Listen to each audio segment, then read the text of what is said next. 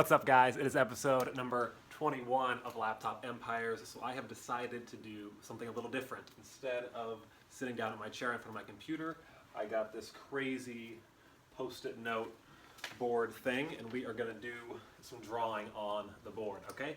So what I want to talk about today is a question that I've been getting asked a lot from you guys, and it's around the fact that a lot of you don't really know how to do Facebook ads yet. You want to go, sell Facebook ads as a service to clients, but you're not really sure how to actually deliver results for them. Now, a lot of you are going to make this mistake, and you're going to go to businesses and you're going to offer that as a service. You're going to maybe tell them you can do some things you can't, and you're going to burn bridges because they're going to be upset when you can't get them all the things that they're promising. So I want to suggest something different. If you're not great at Facebook ads yet, something much more practical that will get you paid, get you practice on Facebook ads, and then move you in a direction where you can actually do that for clients in the future. So behind me, I have two different types of people, or two different types of services I want to talk about for a second.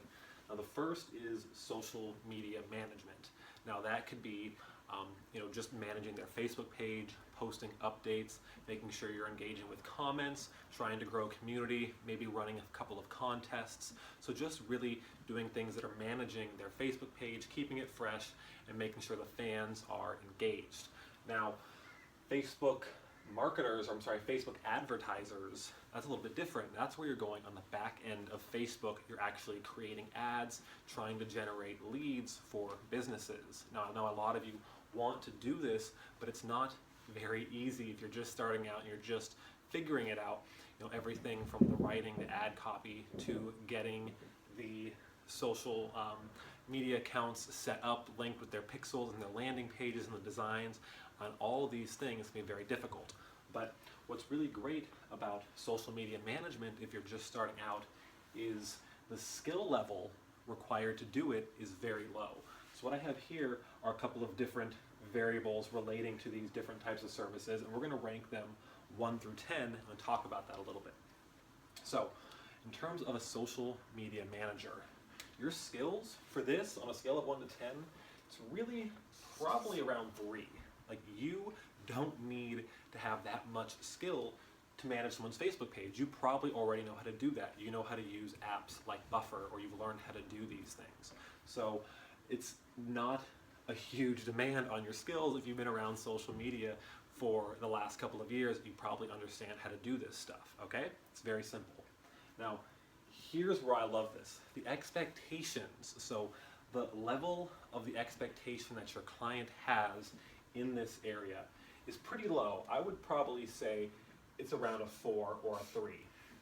Now, what I mean here is they know, because you've set the expectation here around your social media marketing services and social media management services, that it's not going to be a huge source of income for them.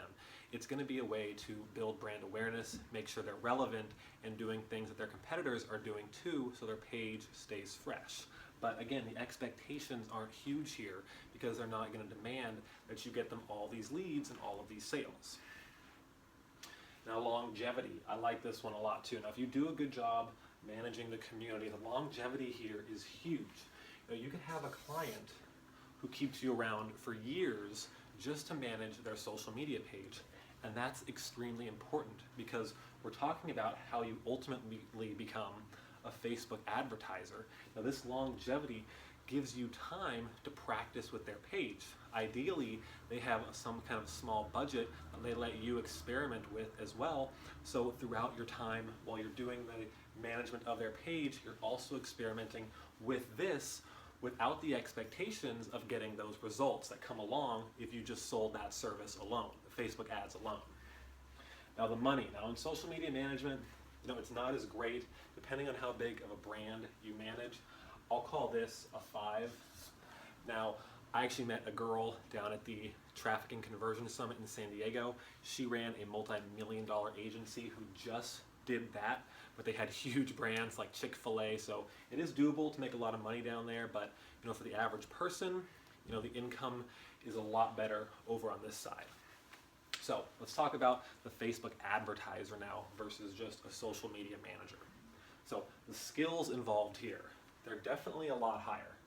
I'm going to say probably 7 to 9, because there are definitely varying levels of skill sets in here. So you need to be pretty good to do this. And there's people who are definitely a lot better than most, but you still need to have a pretty strong skill set to do this, which is why it's ideal to start here, really hone this in so you can practice, keep these clients long term, and then level up your skills to do this someday. Now, the expectations, again, with a higher skill set comes higher expectations. You're going to have clients now who have a certain level of, wanting to make sure, that might not be an exact number that you need to hit. They need to at least be seeing certain key performance indicators that you've told them about. So whether that's more leads, more sales. Now, as a marketer, I don't promise more sales. I like to position it as I determine roughly how many leads I think I can get them per month, and I pitch it back to them. So if I got you 20 to 30 leads per month, what would that mean for your business? So, but again, the expectations here are high because I still have to deliver those leads. Now, longevity, I would call this one more or less a 6. Now, that's because the expectations are so high. If you don't deliver pretty quickly and consistently, it's very easy for these clients to drop off because the expectations are high. And even if you're delivering, in the short term, if over, a year, 12 months, 16 months, 18 months, whatever, if they're starting to feel neglected, it's going to be a lot more difficult to keep them around if they're not feeling like you're getting them results. Now the money here is really good. Call that like a 9, because you can pick up clients who are willing to pay thousands of dollars per month for you to do this kind of thing for them. Now, the point of this whole video though was to explain why you should start as a social media manager. You likely already have those skills. The expectations are going to be extremely low. So that's going to give you a lot of time to experiment with this stuff on this side with these clients, because the expectations aren't there and you can still get paid while you're doing this. This is how I started out, and I would guarantee this is how most Facebook marketers started out. They figured out how the platform worked from the personal page standpoint, from the business page standpoint, how to manage it, and then you just continue to level up your skills. But when you're doing this, you can get paid while you're practicing to do this. Because if you just try and jump straight into that, you might get discouraged when you lose clients and can't get results. So make sure you get paid, learn what you're doing, and then you can level up to be a Facebook advertiser. All right, so I hope this episode has been super helpful to you and been interesting and a little bit different than what we typically do. But thank you for tuning in. Again, I am Brian Downard. This has been Laptop Empires, episode number 21. I'll see you in the next one. Cool.